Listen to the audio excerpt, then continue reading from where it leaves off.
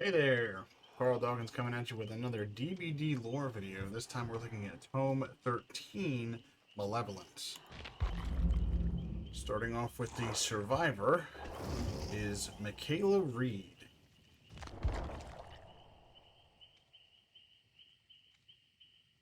Michaela Reed was 16 when her father passed away. She would always miss his sailing lessons at dawn, his colorful yet inedible tacos, and his warm, contagious laughter.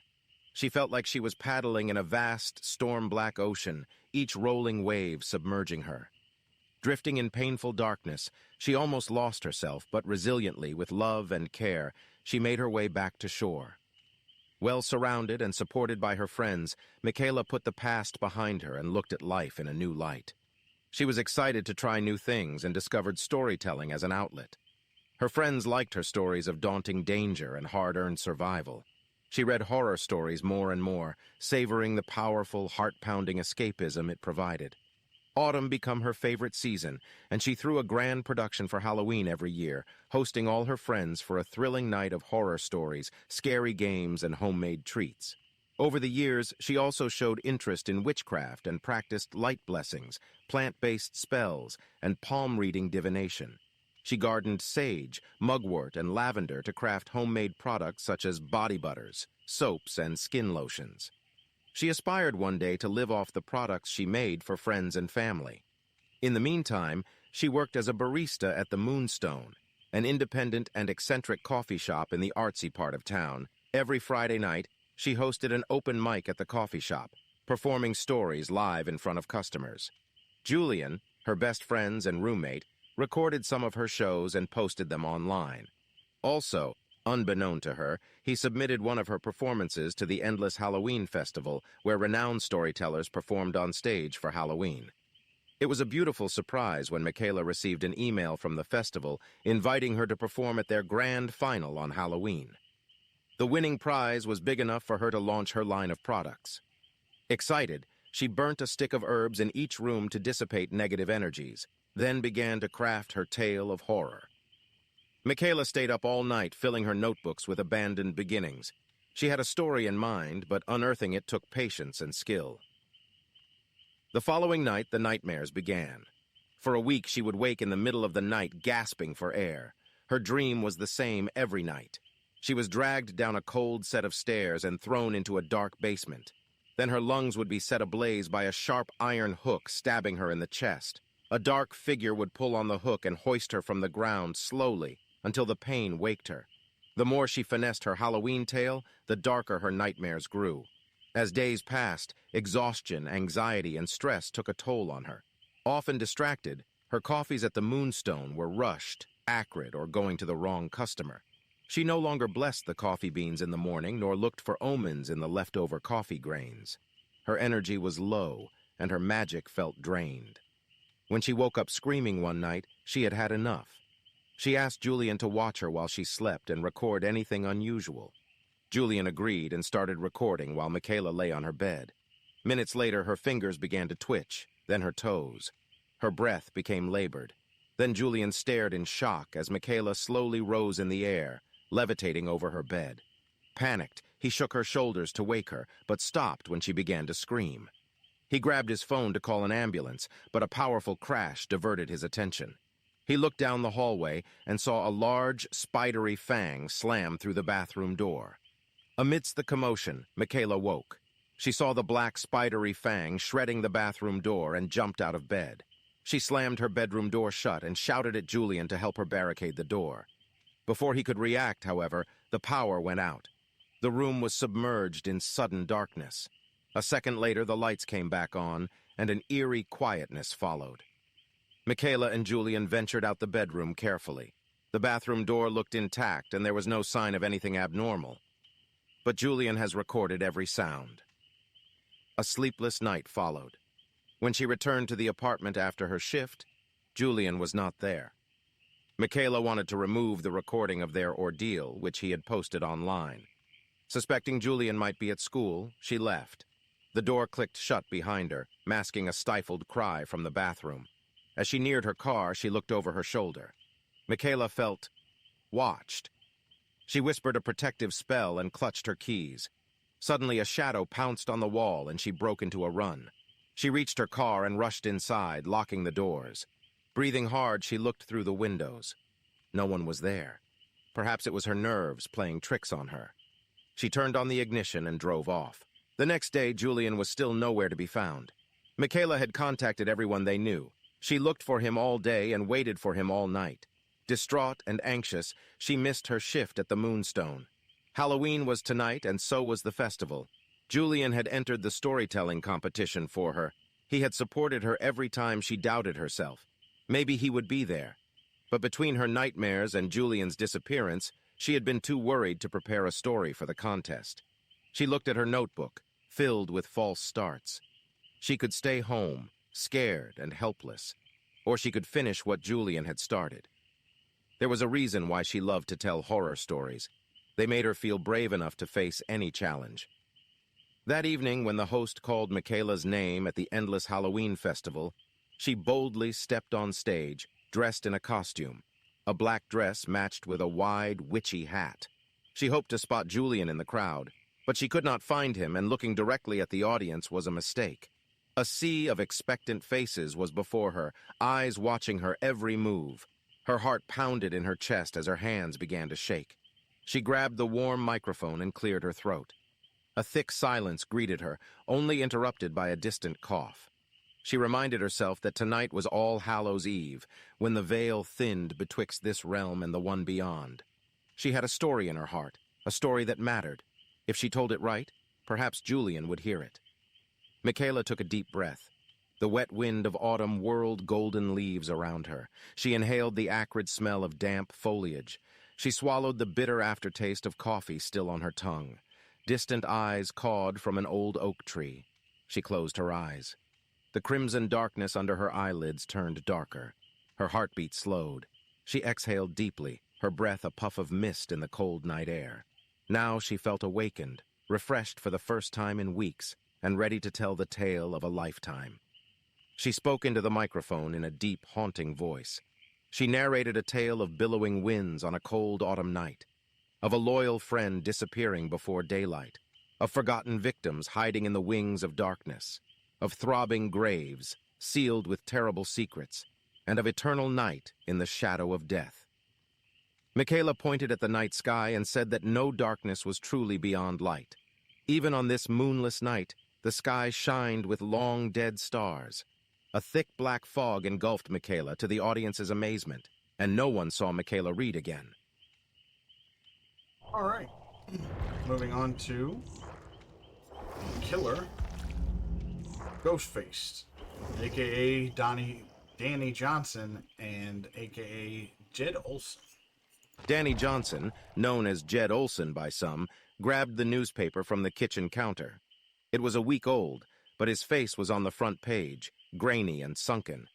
It was one of those muggy afternoons in Florida when heat and humidity permeated everything in the kitchen, making him sweat while standing still. He slouched in a damp chair to read. This article had better be good. His work in Roseville had been outstanding. Ghostface disappears, June 18th, 1993. At first glance, Jed Olson was a modest and enthusiastic freelancer with experience in a variety of small newspapers. The staff at the Roseville Gazette appreciated how easygoing and honest he seemed, and so he was treated as a stranger for no more than 5 minutes into his interview. Jed quickly spotted the editor-in-chief in the room, gave him a wide smile and a firm handshake, and talked about good old American values. And that was it. He was in. Ex-contributor at the Roseville Gazette. Olson never justified his erratic career path, which zigzagged between several small towns from Utah to Pennsylvania. There was no verification of his previous jobs. He had a decent portfolio plus a good attitude, and they needed a contributor right away. The Roseville Murders. Olson had been working at the newspaper for 5 months when the Roseville murders began. Victims from young to old, stabbed to death in their homes. From the reports, the victims seemed chosen at random, yet the killer knew his way around in the houses. The multiple stab wounds indicated a personal motive. No traces of DNA were found. The local police were confounded. The murders were carried with fury akin to a crime of passion, yet coldly premeditated. The murderer also liked to stalk his targets. 2 victims had reported being followed on their way home by a dark figure, a few days prior their death. The killer would follow them from Walleyes, a small bar in northern Roseville, and snap pictures of them at home while looking for a way in. He could watch the same victim for weeks, meticulously registering their habits and routines. When he felt the urge to kill, he'd visit the most vulnerable victim on his list and break inside the house quietly. The whole staff worked on the Roseville murder story. Olson was often sent to interview the family of victims and relay official statements from the police. Unknown to everyone at the time, his involvement added to the final body count. The ghost face. Panic swelled in Roseville when Olson produced footage of a hooded figure breaking into a house at night. The masked face, a white blur in the dark, stared at the camera for a second before disappearing inside. The ghost face caught on tape was the resulting article written by Olson. He seemed proud of his work at the time, enjoying how the whole town feared his ghost stories. Weeks later, Olson left a note on his work desk and disappeared. "I hope you liked my stories. I enjoyed bringing them to life. Don't worry, I'm not done. Jed Olson." The Roseville law enforcement still refuses to comment as Jed Olson remains at large. Danny smiled, ripping out the article from the newspaper. When the investigation had been pointing to him, he'd packed his bags and left Roseville swiftly. He got up, the clammy seat pulling his skin. An oppressive humidity engulfed him as he entered the bedroom. Condensation dribbled on a small, misted-up window as bits of cracked wallpaper hung limply. Its floral pattern was covered with gruesome photos and newspaper headlines. Danny pinned the week-old article on top of a picture of lacerated scalps. A faint pang of hunger hit him, and he wondered when he had eaten last. Was it this morning while washing his knife and clothes? Or was it last night after following that girl down the street? He couldn't remember clearly. Taking a step back, he admired his work on the wall. His mind drifted, remembering all the articles he'd written, the stories he'd planned, and the scenes he'd brought to life. A shiver ran through him. A chilling breeze transformed the bedroom's humidity into an opaque, freezing fog. A woman shrieked. Dead leaves crunched under his feet. He smiled in anticipation. All right, moving on to the Tome entries for Tome 13, Malevolence. Starting off with Beneath the Mask, Memories of Danny Johnson, a.k.a. Ghostface. Horror stories. They fascinated Danny since he was a kid. His father told the best horror stories, and those stories always gave him what no other story could: a greater appreciation for his life. The vivid words, the creepy sounds, the perfectly designed dramatic pauses that made him suddenly conscious of the pounding heartbeat in his ears. Wanting the story to continue and stop at the same time. Uncomfortable, unsettled, yet captivated. And then, the climax, and the rush of adrenaline that followed. But the adrenaline wasn't what he enjoyed the most. No, it was something else. He wasn't sure what it was. He didn't want to save the world, or win the Olympics, or travel to a foreign country to see something new and exotic. He just wanted the horror to end. He wanted his life back. The scarier the story, the more he appreciated his life. And to know that his father's stories were true doubled that feeling, doubled the spell the story had on him. The truth of those stories made them far more potent than those dark fantasies that came from the imagination. His father's stories were real, and that made them scarier. Much scarier. His father wanted him to design stories just like he did, follow his path, hunt and murder human beings in the shadows. And he did. Just not in the way his father had intended. And now, Danny designs better stories. Much better stories. Better because of the setting, because they could happen anywhere, unlike his father's stories, which took place in what experts called abnormal circumstances, where scary and gruesome stories were expected. His settings made the horror all the more unique, all the more unexpected. And now as Danny sits on his couch in his air-conditioned studio apartment, he feels the sudden need to design another story. And so he reaches for a yellow legal pad sitting on a coffee table and sifts through the contents, searching for potential victims.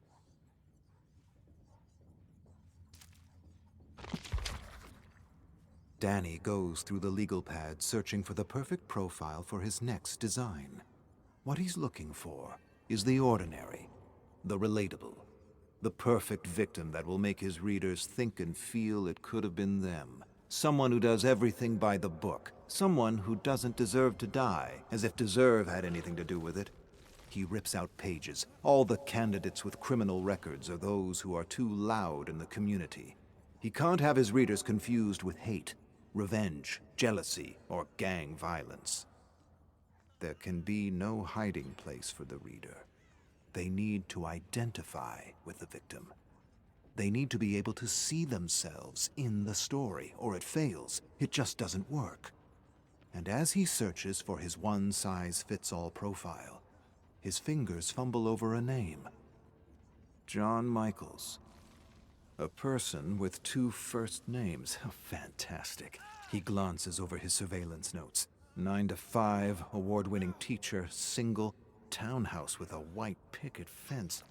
Doesn't really deserve to die. Perfect. John Michaels. A perfect name for the next chapter in his book. Every John and Michael will consciously or unconsciously be drawn to the headline. The name itself will attract a sizable audience, and the story will grip them in the talons of fear, only to release them at the very end. Horror heaped on horror until at the end they're begging for release, begging for their lives back.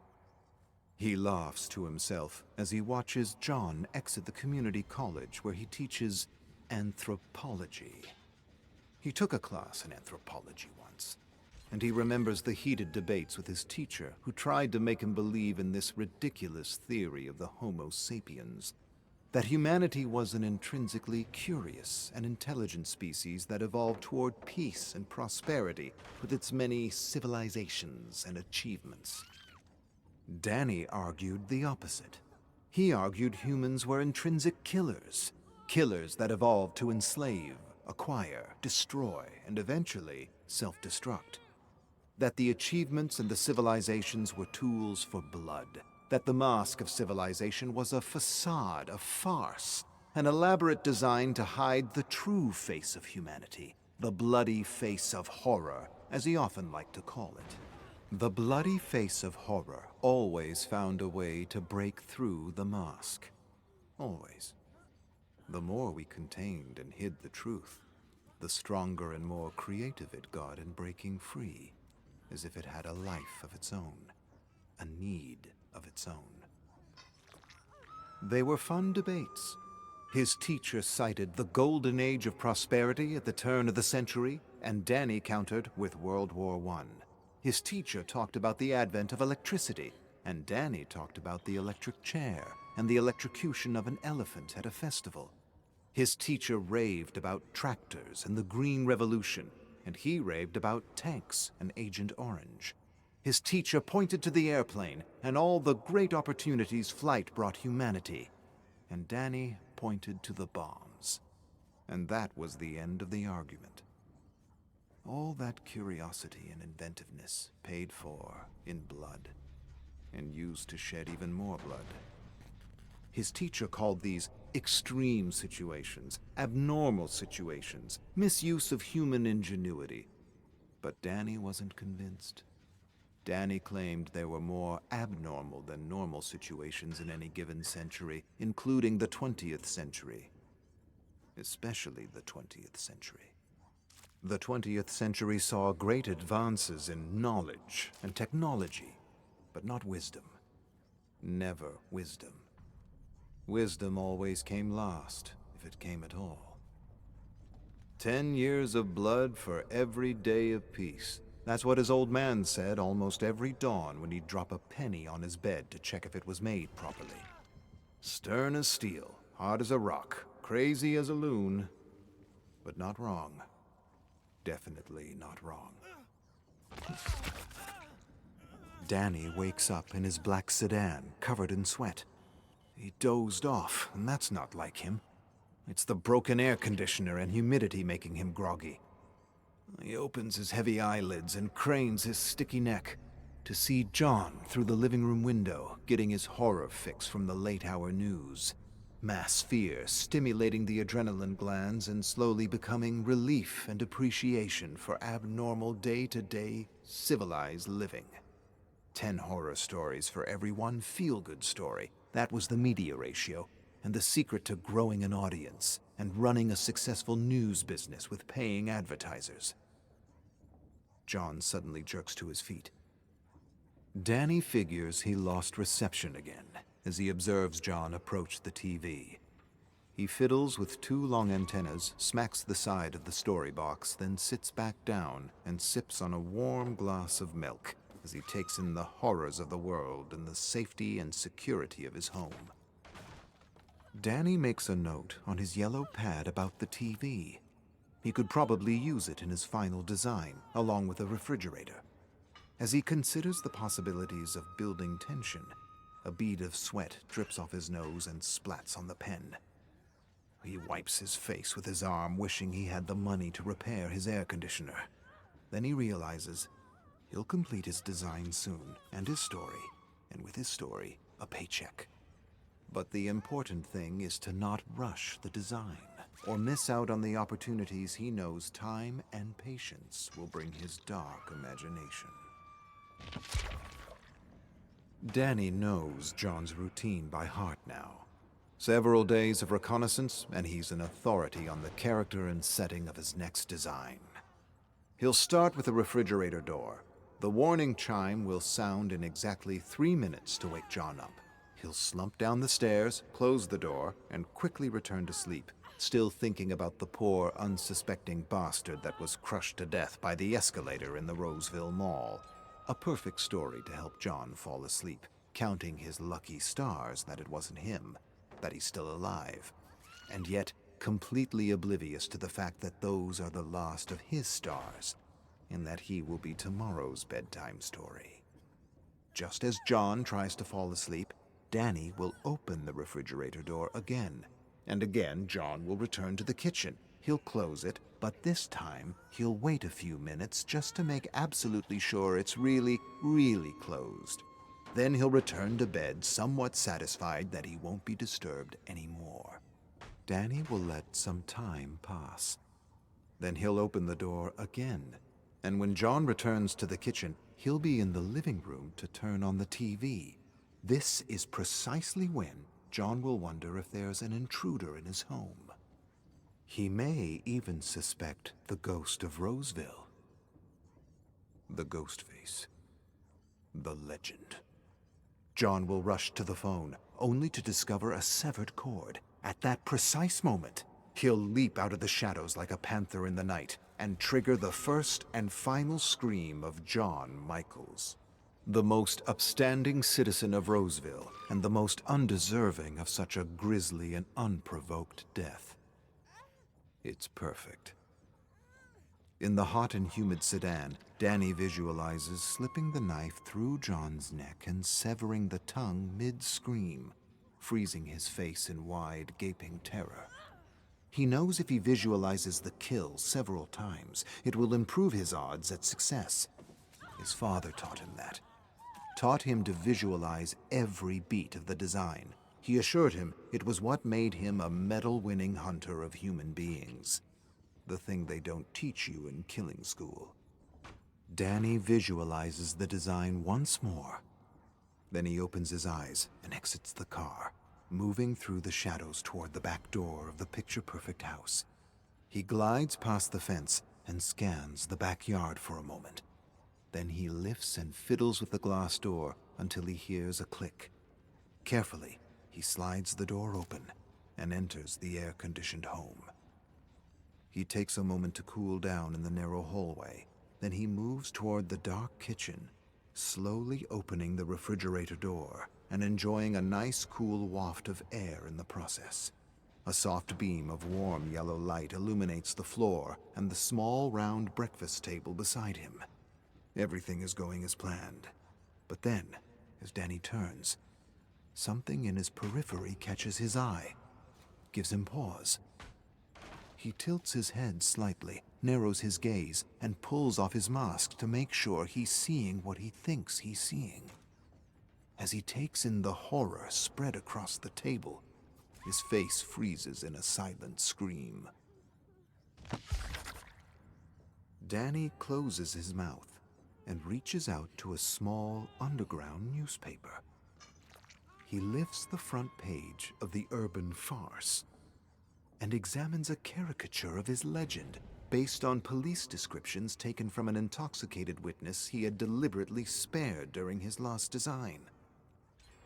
He wants to slowly build an image in the imaginations of his readers, and now a bunch of idiots were making a complete joke of his creation with parody. With goddamn parody. The worst genre that ever existed. A bloated parasite that fed off the creations of others. How dare they make a joke of his life's work? Danny breathes hard and tries to compose himself. He realizes he can't go through with tonight's design. Too many emotions swirling around, undermining his focus. Anger, hate, humiliation, disbelief. Everything feels hazy and emotional like his first design. Those were different circumstances, but his first design taught him how emotion can undermine even the best design. He quickly turns to close the refrigerator door, but he's already too late and... A piercing chime sounds through the small house. Shit! Danny quickly retreats into the darkness of the pantry, leaving the door slightly ajar. Within moments, John enters the kitchen yawning. He stands before the refrigerator, scratching his head, confused. He yawns again and stares at leftovers, contemplating a little midnight snack. Then, mumbling something incoherent to himself, he closes the refrigerator door, leaving them in the shadows. He should leave now. Go back to bed. But John doesn't leave. He just stands there, as though sensing something's amiss. Danny can see John's silhouette through the slight opening. It seems like John is approaching him, but he can't be sure. His heart pounds in his throat. His blood boils through his veins. He feels weak, lightheaded, almost like he's going to faint. This can't be happening. He doesn't just kill. He designs. A dark shadow approaches the pantry. Danny gathers himself and prepares to lunge with his knife, but he knows it's all wrong. Raw and primal and about something else. Please, don't open that fucking door. Please. Danny holds his breath and waits for the inevitable.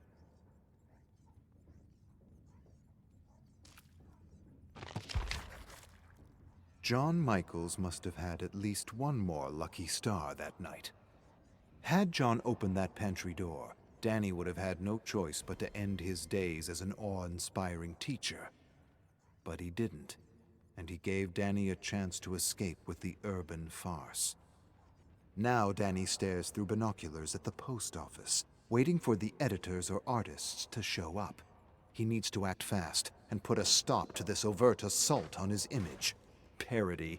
It had to be parody. Goddamn parody. The artist took a few vague statements about a ghost-like figure with a gaping mouth and turned those perfectly crafted statements into a joke. An absolute joke. Now more than ever, he realizes that he'll have to get a proper likeness of his terrifying mask out to the public before everything he's worked toward is undone by a caricature. And what if this parody is all that people remember? Won't happen. I've collected them all. He turns to a massive stack of newspapers in the back seat of his car. He must have spent the entire night collecting every single copy of the urban farce from phone booths around the neighborhood. He scrunches his fist into a ball, sighs heavily. He doesn't understand the humor. There's nothing funny about what he does. He provides a kind of misunderstood therapy for those suffering from the madness of suburban living.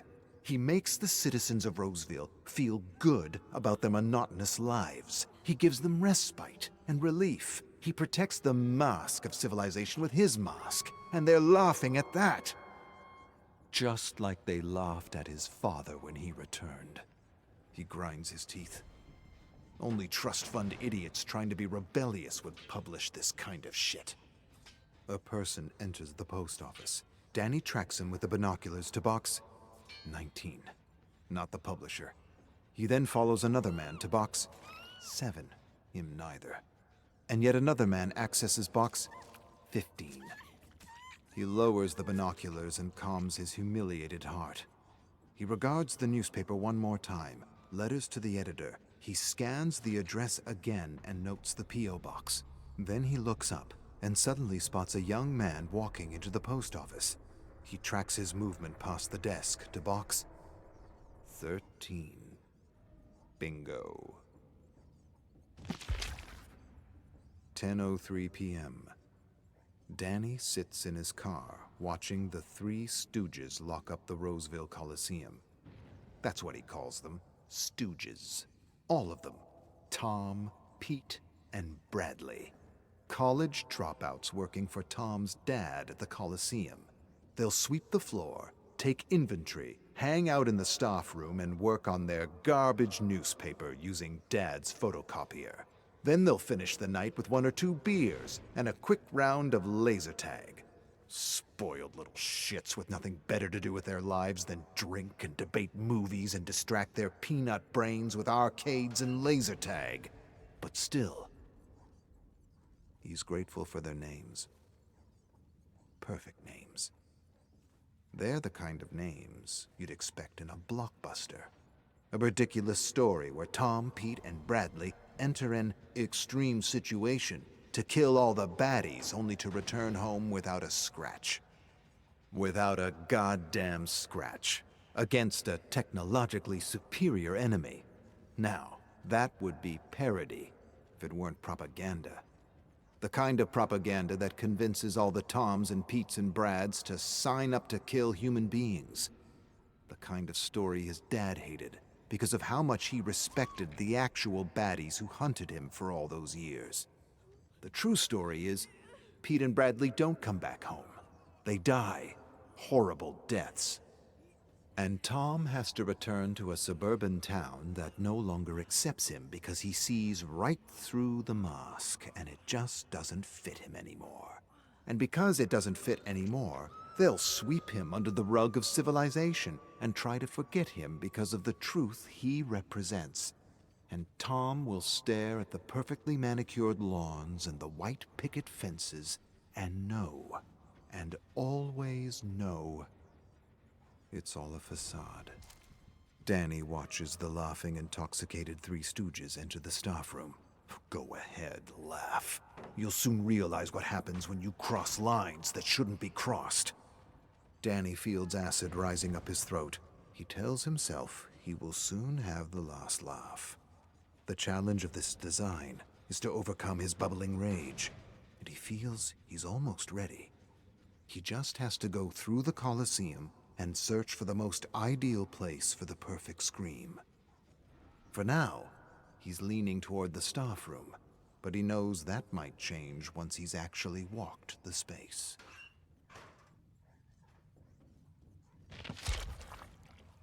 "10:04 p.m. Tom, Pete, and Bradley lock up a minute later than usual. Danny stands in the shadows away from the bright streetlights, observing them through a glass door. When they disappear into the staff room, he puts on his beloved bone-white mask and prepares for his first walkthrough of the setting. He'll walk through the Coliseum at least 2 more times before he finalizes the design, allowing his ideas to work themselves out. Time to incubate is the secret to any great design. And it's the phase he knows not to rush. It's the most important phase. Everything else is just execution. Danny laughs at his pun as he glides through the darkness toward the exit door. How often did he have issues with his design, only to be struck by inspiration in the middle of the night? He knows now that if he has any creative blocks, he just has to sleep on it. There's something about sleep that polishes every design. Now Danny opens the exit door, which he tinkered with earlier in the day.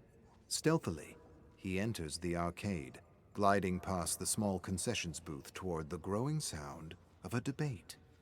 He hides near the staff room, where he hears the loud and obnoxious stooges argue over horror movies and killers. Danny suddenly feels the blood rushing up his neck as they get everything wrong. Idiots poking fun at something they don't understand, or at best, think they understand. Idiots criticizing some of the greatest designs and spewing vitriol about how they could have done better, so much better. Tom even suggests that they should work together to create a design of their own. Give Roseville something to be really scared of. Danny clenches a fist and wants to rush inside the staff room and rip their heads off. He takes a moment to calm himself. In a week or so, he'll have his moment with these arrogant idiots. The intellectual masturbation of those who shout from the sidelines and wonder what it's like to actually step into the ring. They exist in every creative field. He knows that, and laughs at himself for actually letting them get in his head. He'd actually love to see the Stooges attempt their own design. They would fumble and fuck up every beat right up to the very climax. He almost wants to spare them just to see what they'd end up doing. Almost. Danny regards his watch. 1 minute more. He counts the seconds as they complain and spew hot air about the perfect design and how they alone could execute it. The boasting and bravado fades, and is quickly replaced with rock and roll blasting on the Coliseum speakers. With quick steps, Danny retreats behind a beeping arcade as the idiots spill out of the staff room and enter the laser tag arena for a quick fix of adrenaline. He quietly steps out of the shadows and counts 10 paces to the staff room. He has exactly 22 minutes before their game ends. He opens the door and enters the tiny room, but unexpectedly gags when he's hit with the foul stench of stale beer, rancid coffee, and twisted cigarette butts in dirty ashtrays. He turns to his side slightly, and his eyes suddenly go wide beneath the mask. What the fuck? His heart thunders in his ears as he stares at a yellowing wall covered with caricatures of his favorite killers throughout history. His face tenses. He grinds his molars and tries to suppress the thing beneath the mask. He needs to take a moment, compose himself, and walk away. Don't look at it. Just don't look at it. But he can't help himself. You don't laugh at legends. He reaches out and touches a caricature of the one they called the Miner.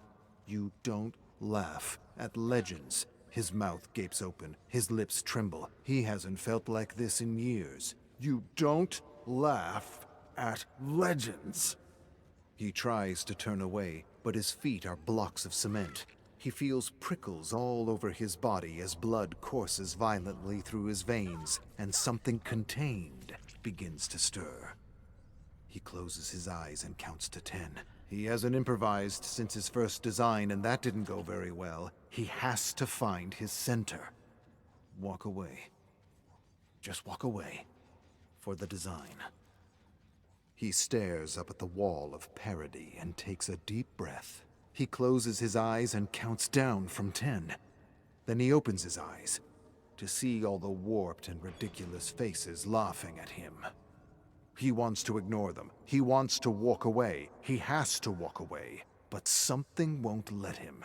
And before he realizes what's happening, the thing contained breaks free.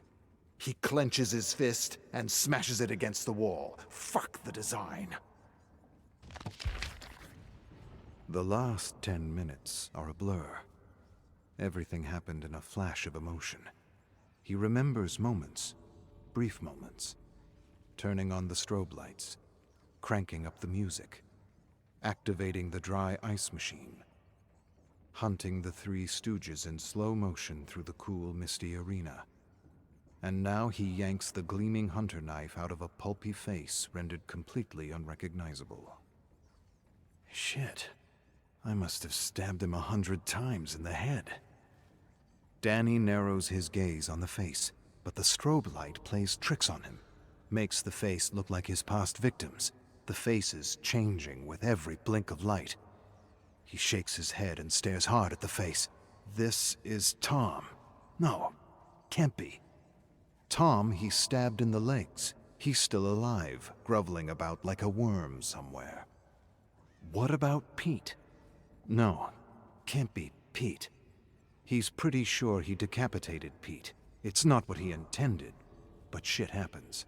He pushed the knife a little too hard, cut a little too deep, a little too fiercely. Well, if it isn't Pete and it isn't Tom, it must be Bradley. Good old Bradley. He's confronted with a sudden image of Bradley screaming as he silences him with a blade through the mouth. He nods and sighs. Yeah, it's Bradley. Definitely Bradley. He stares at the mangled face for a long moment. It's not as bad as he thought it would be. A little messy, but he can find a way to make this work. The last time he improvised a design was with his dad. Bless his soul. He deserved a better design, a much better execution. But he hadn't realized how much he had bottled up inside. All those training drills and unrealistic expectations to bring back stories and medals pushed him over the edge.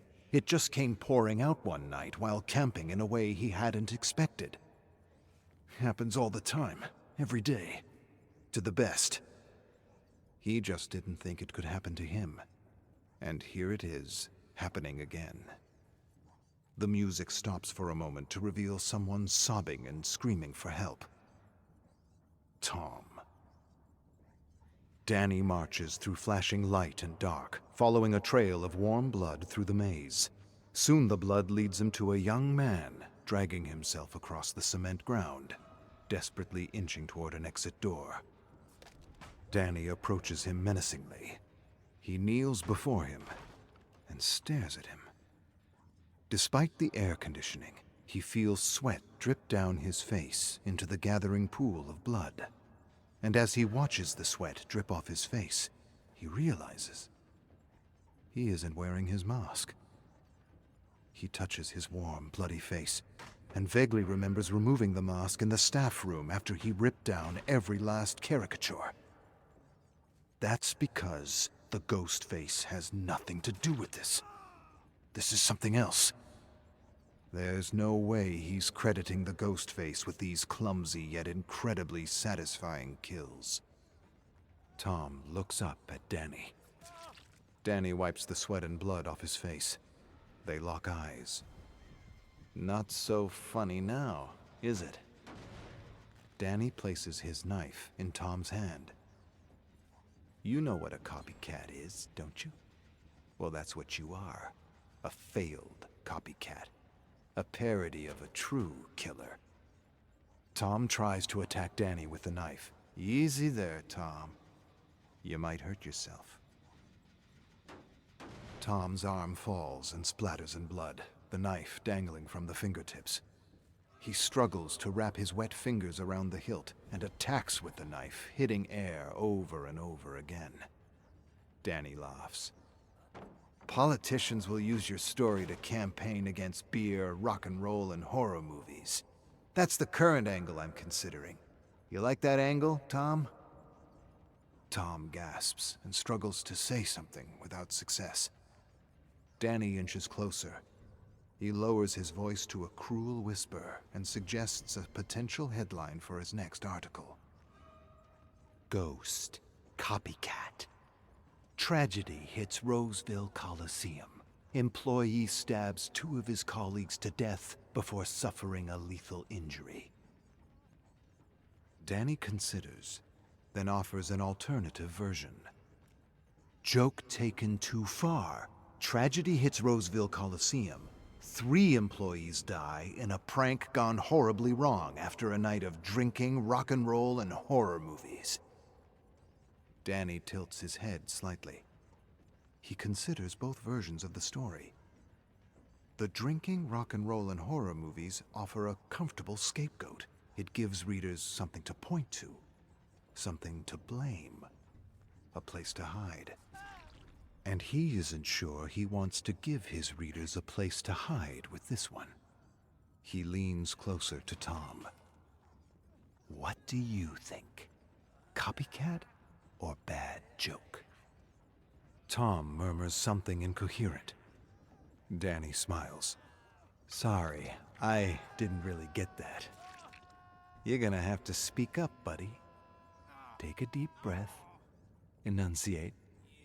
Come on, you're so full of fucking opinions. I'm sure you have an opinion on how you'd like to be remembered. Tom writhes desperately and manages to issue one last gasping scream before dying. Danny sighs and closes his eyes against the blinking light. He still isn't sure which angle to take, and it doesn't really matter anyway. Either version will do its job and scare the good citizens of Roseville into fastening the mask a little tighter before bed, while they count their lucky stars and appreciate their ridiculously insane suburban lives. Okay, moving on to And Soon the Fog, Memories of Michaela Reed. Michaela rubs the back of her neck as she prepares to tell a story.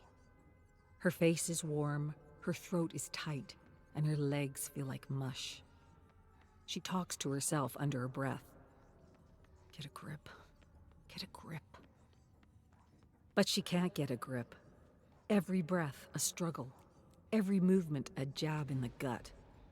Her heart drums in her ears. Her brain perceives a threat, and her adrenal glands release a sudden surge of hormones. Adrenaline, cortisol. The drum beats faster as terror paralyzes her. But this fear isn't physical. She isn't afraid of being burned alive or thrown off a cliff or dropped in a dark pit of writhing vipers. What she dreads is standing on stage in front of strangers and telling them a story. Ask people their greatest fear, and the same one always sits at the top of the list. Public speaking. Why would that be? What makes embarrassment so much more terrifying than dismemberment? Storytelling is as old as human history, and Michaela knows it's embedded in her DNA. It's how she makes sense of the world, how she makes sense of herself, how she connects with others and communicates her truth. Finding that connection is Michaela's addiction. She could write her stories to be read, or just let someone else tell them. But Michaela knows she needs more. Much more. She needs the fear, the adrenaline, the fight or flight feeling. But most of all, she needs that visceral connection with her audience. So they see what she sees, believes what she believes, feels what she feels. Every eye watching her, hanging on her every word. Thursdays is open mic night at Moonstone. She told all her friends to come, and she doesn't want to let them down. She doesn't want to let herself down.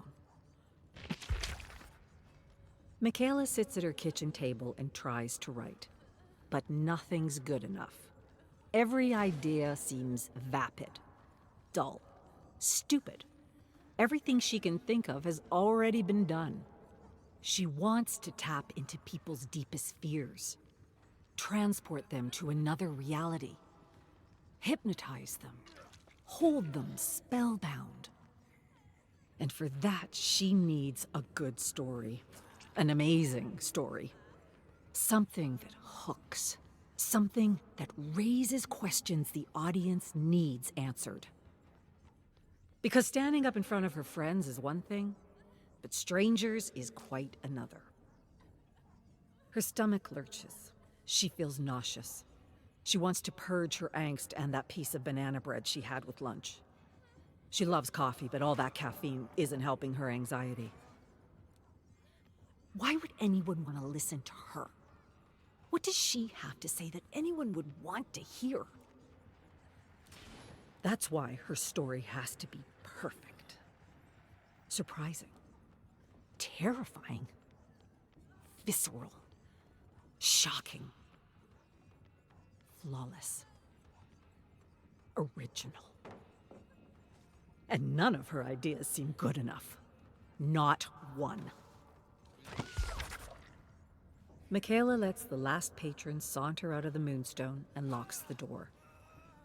She washes all the mugs and trays and scoops, cleans and turns off the espresso machine, wipes out the fridge, sweeps the floor. She works until she exhausts herself before she sits down to write. The fear seizes her almost immediately. Sweat beads on her forehead, drips down her nose, lands on the yellow legal pad, smearing the ink.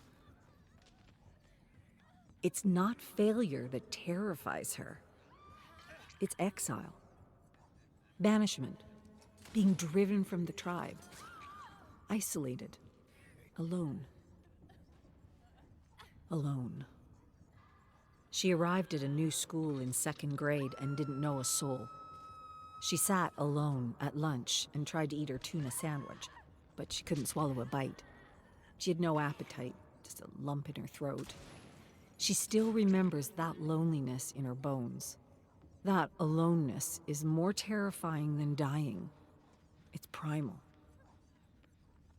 She tried telling a story at the Moonstone before, and it didn't go as planned. She decided to memorize the story so she wouldn't have to keep glancing down at her paper. But one look at the audience, and she couldn't remember the first word. She froze and stood there like an idiot. 10 seconds felt like 10 minutes, and finally she just walked away. She can still feel the heat of embarrassment burning the back of her neck. When comedians don't get a laugh, they call it dying. It's worse than dying. Michaela knows her fear is rooted deep in a tiny part of her brain called the amygdala. It's instinct. It's automatic. But knowing that doesn't help. She has to override that fear. She has to silence all those voices in her head. Anyone who ever undermined her, talked down to her, doubted her, made her think she wasn't good enough. Like her teachers. Like Mrs. Stenson, her 2nd grade teacher who didn't know how to teach dyslexic children and who made her feel shame for every misread or misspelled word. Like Mr. Brandeis. Her 10th grade English teacher who marked up her stories with tons of red ink. Always the red ink. He had so many stupid rules. Don't repeat words. Don't split infinitives. Don't start sentences with conjunctions. Don't end sentences with a preposition. Don't. He was all about how not to do it. All about making her doubt her instincts and intuition as a storyteller. All about murdering her joy and killing her creativity with rules that were never even rules in the first place. Rules that made her stories feel unfriendly, contrived, artificial. And she wanted her stories to be the opposite. The exact opposite. Friendly, inviting, honest. Michaela remembers arguing with Brandeis often about his so-called rules and how some of the greatest stories ever told started almost every sentence with a conjunction. She even challenged Brandeis to show her where his rules came from. And he had nothing to say. Nothing to show her. Nothing official, anyway. Just one literary cookbook contradicting the other.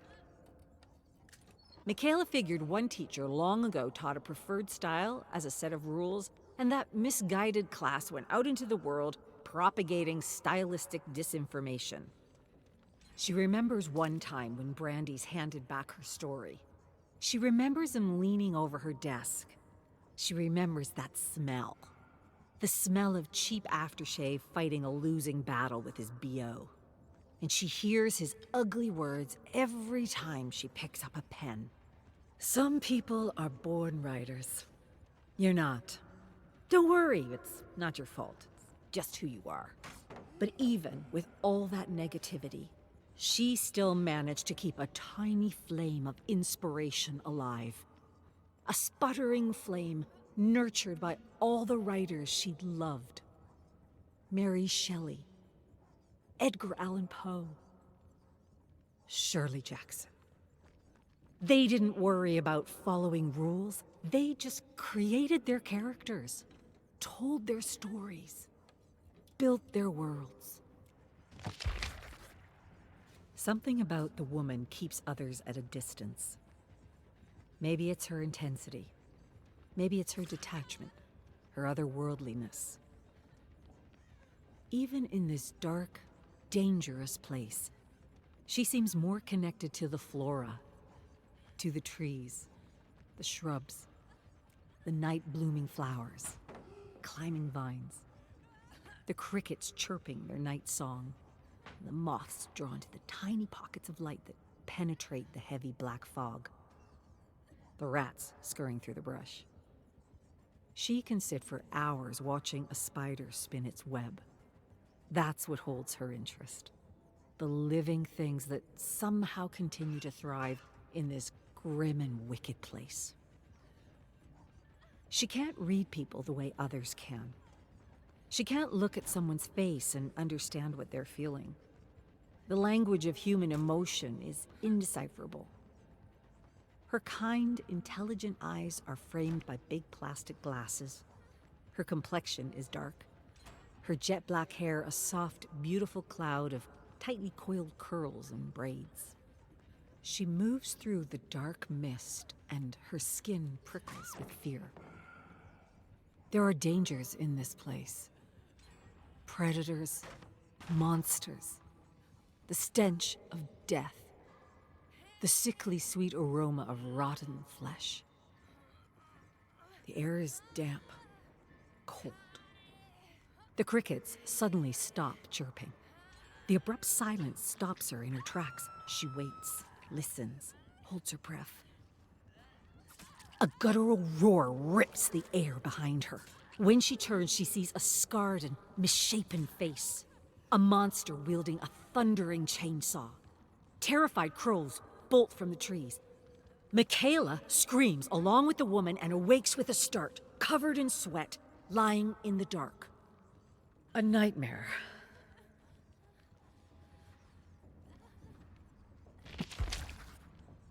An anxiety nightmare.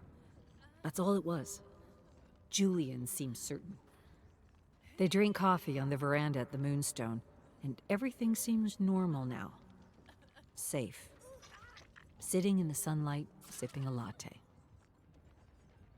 So how come I still feel so scared? It's like I'm still in it. Like the nightmare never ended. Julian shrugs. Brains do that. Help us work through our anxieties while we sleep. You're just afraid to get up on that stage and tell your story. Michaela sips her coffee, shakes her head. I don't even have a story. Julian squeezes her hand. You're making it harder than it has to be. He scrapes back his chair, stands. You know what you need? You need to know real fear. Bone-chilling, jaw-clenching, gut-wrenching terror. Julian is such an idiot sometimes. What do you suggest? The quarry. But you know I don't like heights.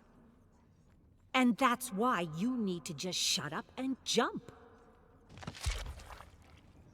Fear propels her forward, running. Her powerful legs pounding as she hurls herself deeper into the dark woods. Shadowy trees appear in the mist as she slaloms between them, pushing, pounding.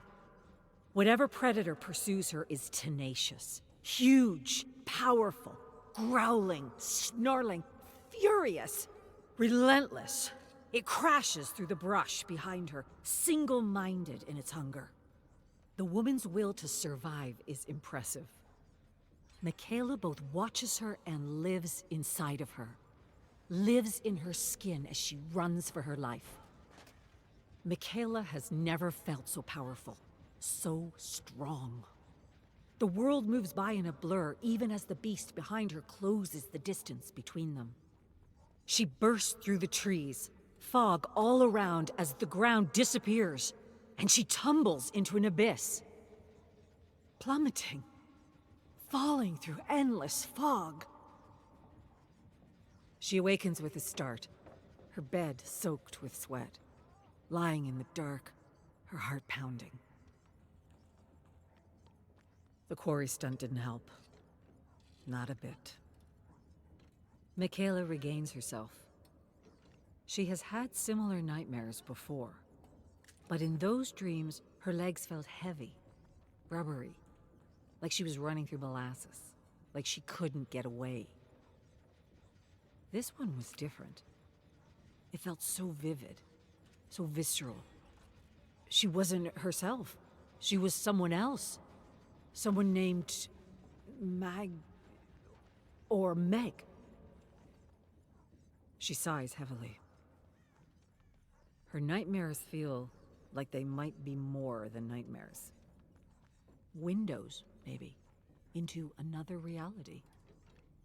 Or maybe she's read one too many comic books.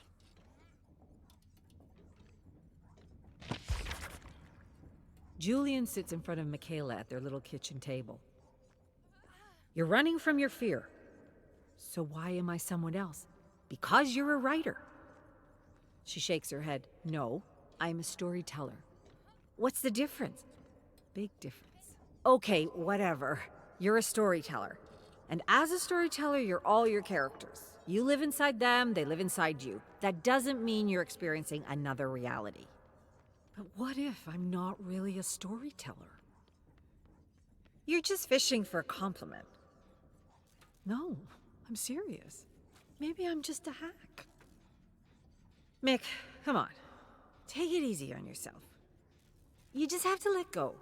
Take a chance. Dive off the edge. Head first into that fog you keep talking about. Face that fear and it will no longer chase you. I don't think it ever stops. Julian stands with a laugh. All right, I'm officially late for work now. He rushes out the door. Michaela finishes her tea, then jumps in the shower. She does her best thinking in the shower. And as the hot water pounds her back, she thinks about what Julian said. Are her nightmares messages from her subconscious? Carl Jung believed that our subconscious connects to a collective unconscious that binds every human soul to primal symbols and ancient archetypes. That's why so many fears and phobias are universal. Why so many cultures have the same stories and mythologies. Her muscles loosen under the hot spray, and she remembers a writing circle where they talked about something called déjà vuism. The idea being that human brains could network with mirror beings on the same wavelength in other dimensions. One guy in the group thought that his inner voice was just another version of himself in a parallel dimension. Others in the circle laughed. She didn't. She even shared one of her stories based on a recurring nightmare. The hot water loses its heat, and Michaela suddenly turns it off, just as she's struck by an epiphany. What if she's dreaming real things in a sort of multiverse?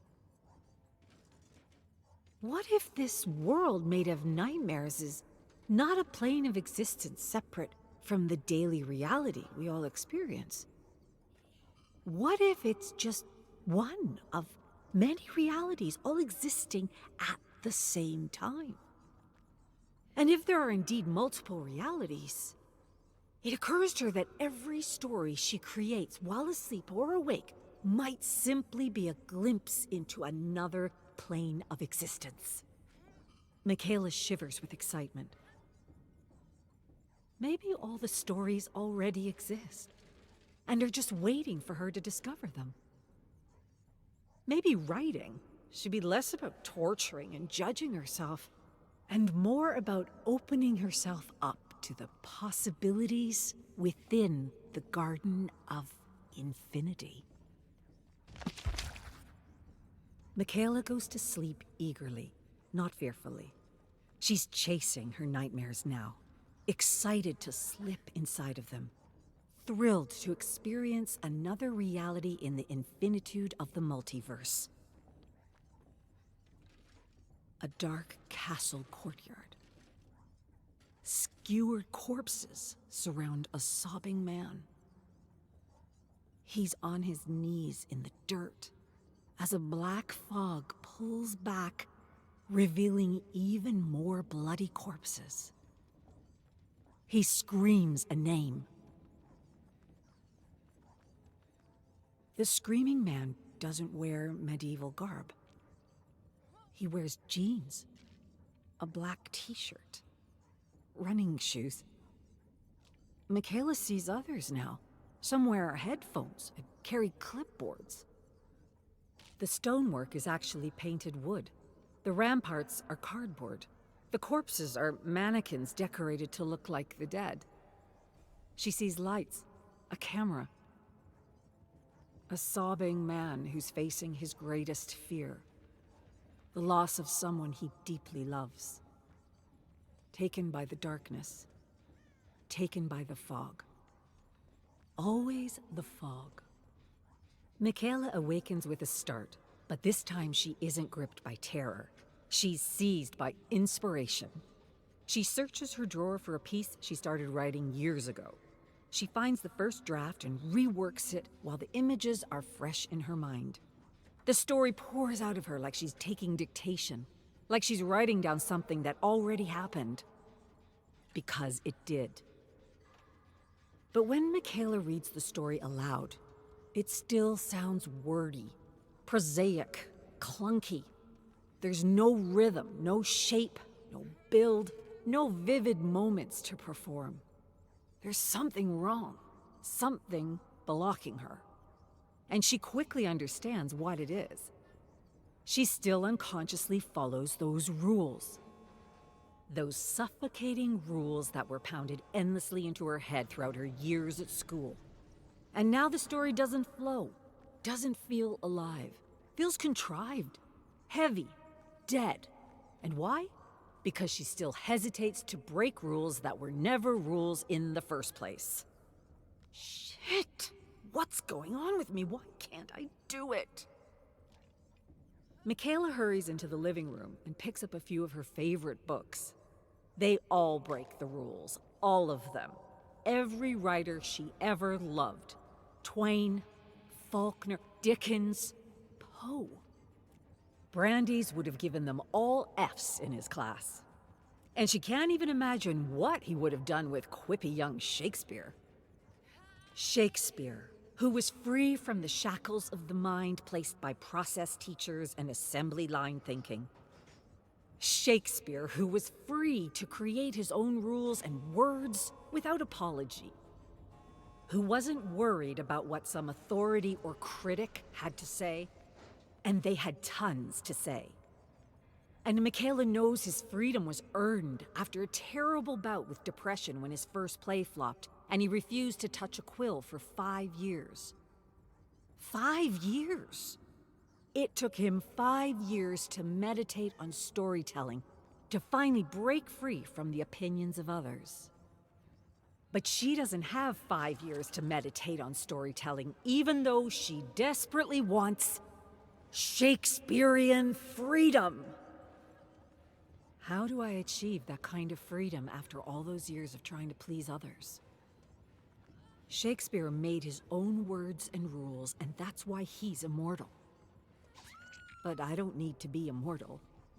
I just need to tell a good story. Michaela clears her head of the swirling negativity and decides to tell the story she wants to tell. She'll need to reduce the story, strip it to its core, cut anything that slows it down, change the passive to the active, use words that paint perfect images in the imagination. And if she doesn't have the right word, She'll make one up. That's what she'll do. She'll make one up. But as the rebellious thought inspires her, it also scares her. Scares the hell out of her because she was taught to idolize final results instead of the struggle, the search, and the climactic fight every artist must go through to be free. To be truly free. The shackles are still there. She feels them dragging her down, but they're not as heavy as they used to be. And though she may not possess Shakespearean freedom yet, she can fake it. For now.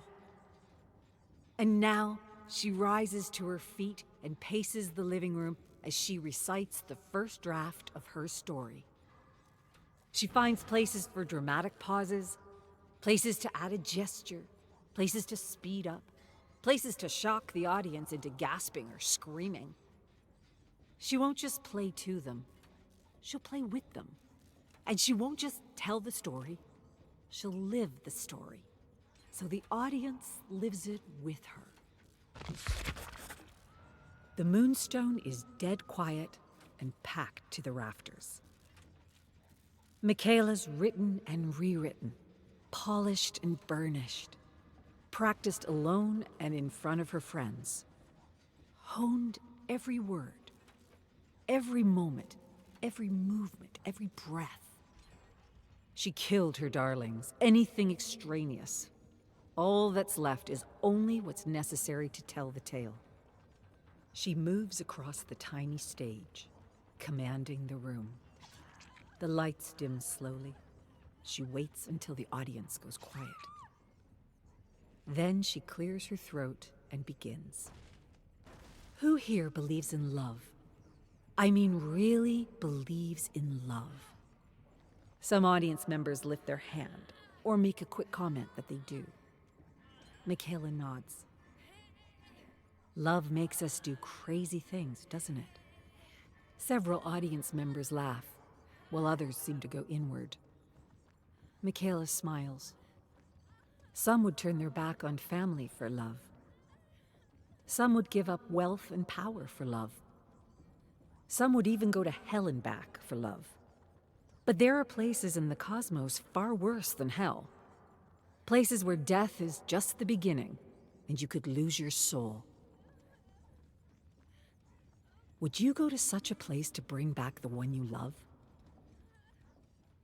Michaela stops and points at one audience member, and then another, and another. Do you know anyone who would? What I'm really asking is, does love truly conquer all? She soaks in the silence of her captivated audience, inching closer to the edge of the stage, lowering her voice an octave so the audience leans in. And just when they can't take any more, she answers her question with a story. Okay, last but not least, the House of Arkham logs, stories, and notes. Journal of a Moving Picture. Blood and Feathers. A chicken suddenly appeared in the basement near all those strange devices. We chased it up and down the tower until finally Elaine caught it and, grabbing the bird by the legs, continuously pummeled it against the stone floor until the whole room filled with blood, feathers, and screams. She seemed a little disturbed by her sudden loss of control. We all were. With the torn chicken legs still in her hands, she kept on mumbling repeatedly that she's usually quite patient and in control, and for the life of her, she did not understand the emotions that had suddenly and temporarily hijacked her. We consoled poor Elaine as we gathered the chunks of poultry and prepared a delicious meal. A good scene to include in the picture for levity. Journal of a Moving Picture. Never forgotten. Elaine Fairfield told me how she met Ama Kumura in the parks. They met in a group dedicated to finding missing loved ones, led by a brother who had lost his sister while investigating strange yet similar disappearances. The group eventually figured out a way to enter this cosmic hell with the brothers' research, but were somehow separated along the way. She says they were attacked by a creature she couldn't really describe, but it seemed to be everywhere and nowhere at the same time. I didn't really understand what she was going on about. Whatever it was, I'm glad they found me and pulled me out of the bear trap when they did. I'm also glad the brother entrusted Mr. Park with the research before they were separated. And I hope there's something in there that will help us return home. Otherwise, we'll probably end up doing to each other what Elaine did to that poor chicken. On that note, Yasmin Kassir didn't find the chicken incident very funny, nor did she think it would make a good scene in a movie picture. I'm not sure she represents the target audience I'm after. Dear Jake, I sit before my journal and don't know what to write. I would like to continue searching the fog for you, but Bridget feels we need to rest, and that there is much we can learn from the previous occupant of this tower. I suppose the only thing I can do now is float with the tide and hope we find something here that brings us closer to the ones we've lost. A few of us gathered around a small fire in the study and told stories about loved ones we've all heard 100 times but acted like it's the first time. I suppose that's because we know it helps to talk, laugh, and remember the good times. Amma told us about her little girl building motorcycle engines, upgrading scooters, and racing them in her small village. This version was a little more embellished than the last. No one can be that good on a scooter, even if it had been modified or upgraded with plane parts. Nevertheless, they were amusing stories, and she told them well, up until the moment she stopped abruptly, staring blankly at the fire, lost in a memory. No one said anything for a long while. I stared at the leaping flames and thought of the time you first learned to ride a bicycle. You were 4 years old, and the first thing I taught you was how to fall. I told you to push yourself with your feet and fall safely to the left or right side. We practiced falling safely until the fear of falling was gone. Then I showed you how to pedal fast and use the speed to keep your balance. You succeeded on your first try because you were no longer scared of falling. You were so happy you jumped off your bike, hugged me, and told me I was the best dad in the world. If I were to die today and live in that moment forever, I would be a blessed man.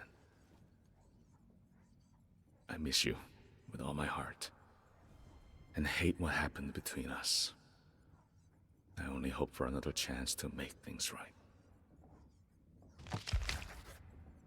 Chamber Blood. Day of Night. Jaden. 1.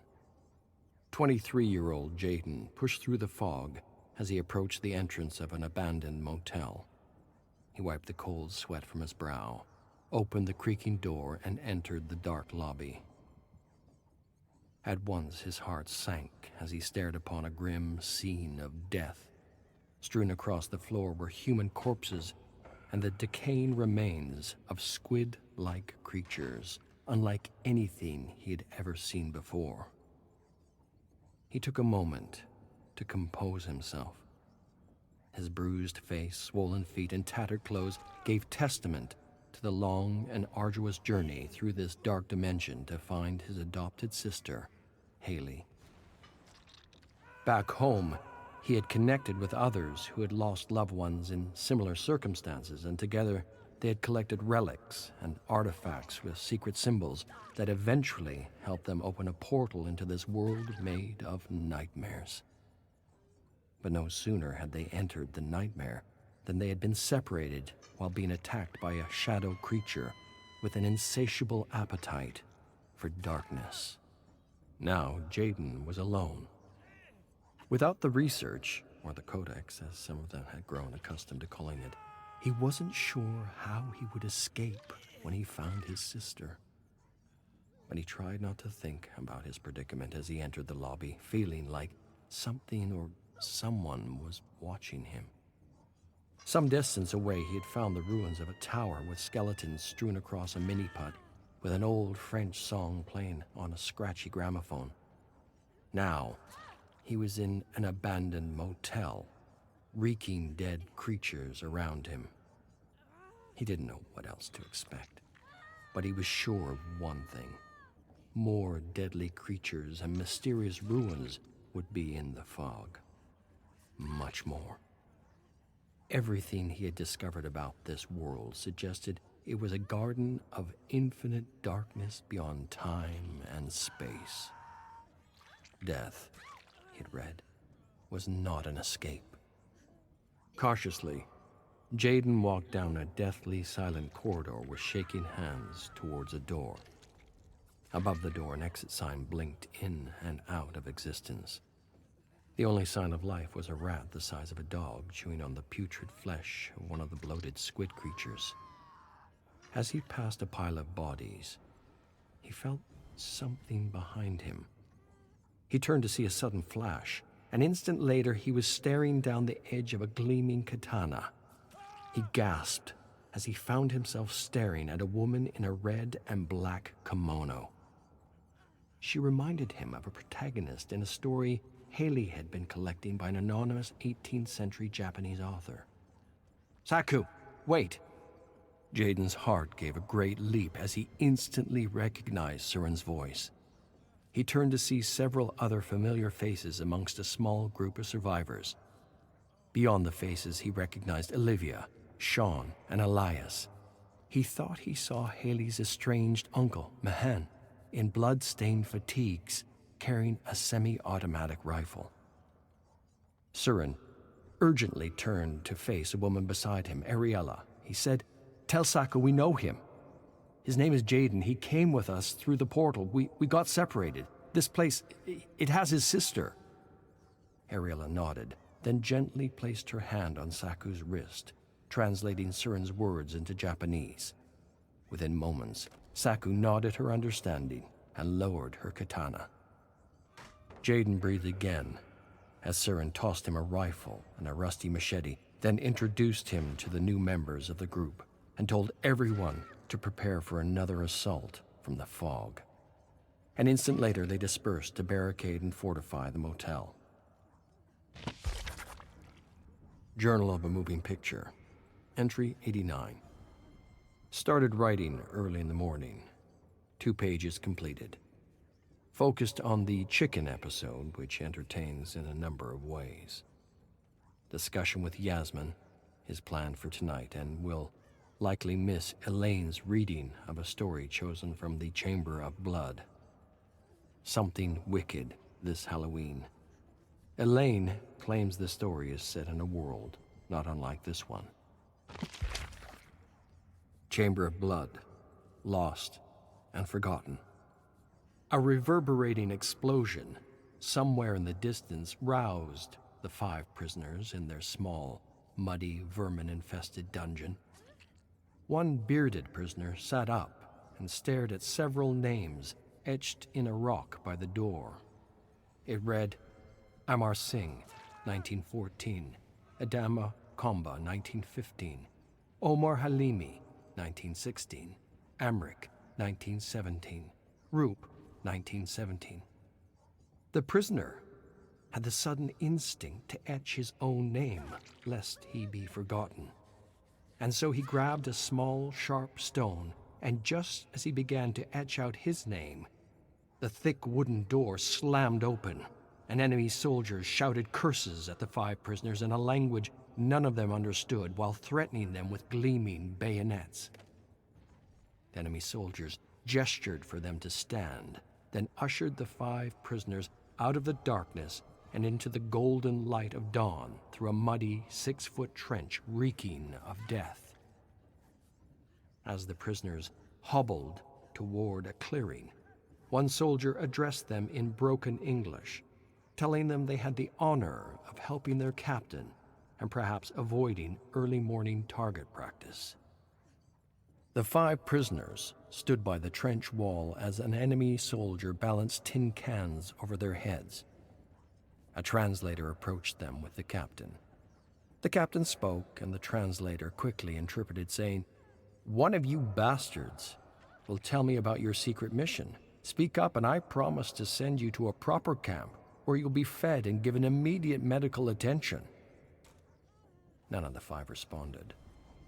The captain smirked, took 20 paces back, cocked his rifle, aimed, and hit one soldier in the forehead, splitting his skull in 2, sending a spray of blood across the other 4. The captain regarded them, hesitated, then cocked the rifle again. A sudden crack, and another prisoner fell as the captain mockingly apologized for his terrible aim. With a laugh, the captain aimed the rifle, squeezed the trigger, and hit the tin can off the next prisoner. The can fell against the sandbags lining the trench. The captain prepared his rifle and shifted his aim to the next prisoner. The prisoner stared at the rifle, closed his eyes, and repeated a phrase in an unknown language that resembled Latin.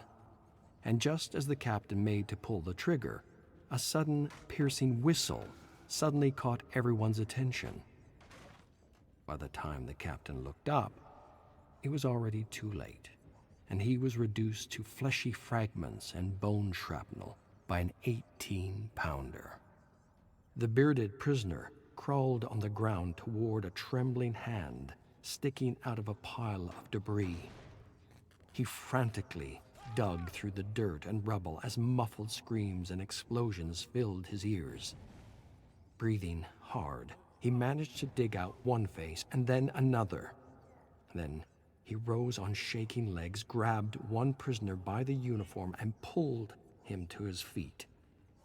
Together they yanked the other prisoner from the mountain of rubble and took a moment to gather themselves.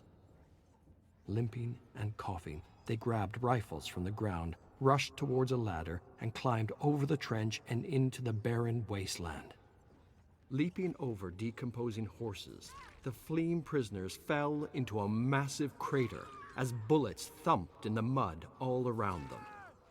As they desperately scrambled out, jumping over bodies and rats and pushing through clouds of flies, they suddenly and unexpectedly entered a maze of barbed wire attached to the scorched remains of trees. Pushing their way out of the maze, they once again entered a clearing and sprinted away without looking back until they heard the rumble of an engine in the sky. They turned to see the plane. One prisoner froze, grabbed his rifle, and aimed as the plane approached them. Holding his breath, he pulled the trigger. Large crows took flight from corpses. The bullets screamed through the air and missed. He cocked the rifle again, calmed his nerves, and waiting for the right moment, squeezed the trigger. This time the bullet howled through the sky and hammered straight through the pilot's hardened face. A moment later, the plane rose, then span wildly out of control.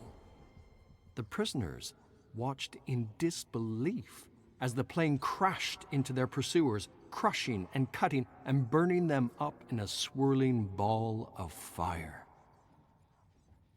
As they took in the grisly scene, the world seemed to tremble violently, and the ground beneath their feet instantly disappeared. The 3 prisoners fell, arms flailing, into a massive sinkhole as dust, soot, and barbed wire covered them. When the dust settled, the 3 prisoners surveyed their surroundings to discover they were in an ancient temple immersed in a strange black fog. Arcane symbols were etched into the surrounding walls.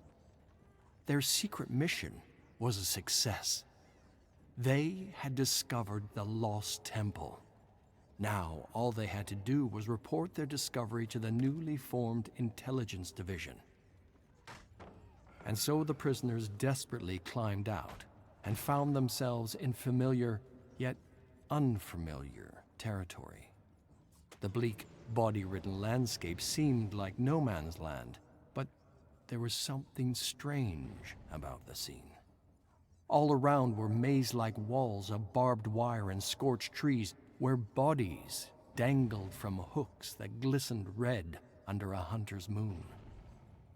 Each prisoner stared at the bodies and the hooks, confused, each wondering if they had been there before. The sudden high-pitched buzz of a chainsaw startled the prisoners, and they instinctively took cover beside a burning tank. As a cloud of heaving black fog approached them, they knew something was different with the hell they had grown accustomed to for the last 3 years. They sensed that they had somehow discovered something lost and forgotten to time in the hidden temple, or that this lost and forgotten thing had somehow discovered them.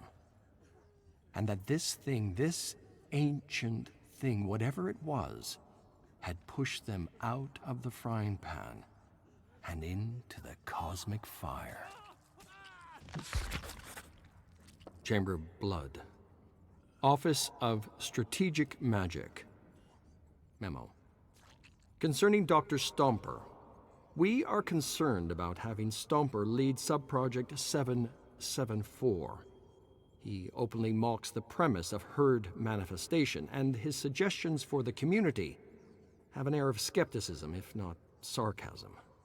He continues to question the department and doesn't believe the government has the resources to conduct such an experiment. He requests to know where the funding is coming from and asks too many questions. I don't believe he's the right candidate to lead the herd initiative.